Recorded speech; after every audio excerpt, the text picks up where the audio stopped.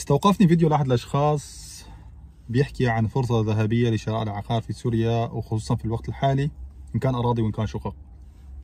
وأنك إذا أنت ما اشتريت بالوقت الحالي عقار في سوريا راح تكون ضيعت عندك فرصة العمر، لأنه في عندك أكثر من 10 مليون شخص هم خارج سوريا، وكلهم راح يرجعوا لسوريا ويشتروا عقارات وتتعمر البلد من جديد، وراح يرتفع سعر العقار من 100% إلى 400% وممكن إلى 1000%.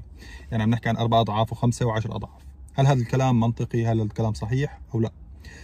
مش أي حدا ممكن يروج عن عقار أو يروج عن مشروع أو يروج عن سكن أو يروج عن استثمار ممكن نحن ننجر وراه ونروح نشتري مباشر ونستثمر في هذا المكان.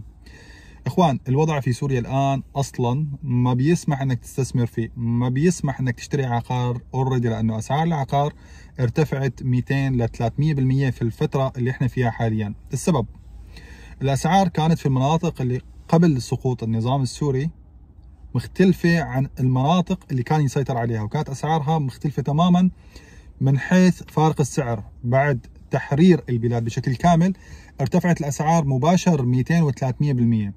يعني البيت اللي كان ثمنه $15,000 هلا صار ب50، واللي كان ثمنه ب50 صار ب200. بتفاجئ في اسعار عقارات الان انت ما بتتخيل انه ثمنها 200 او $300,000، بيختار لك ثمنها $20,000، لكن عم يعرضوها على السوشيال ميديا ب 200 و $300,000.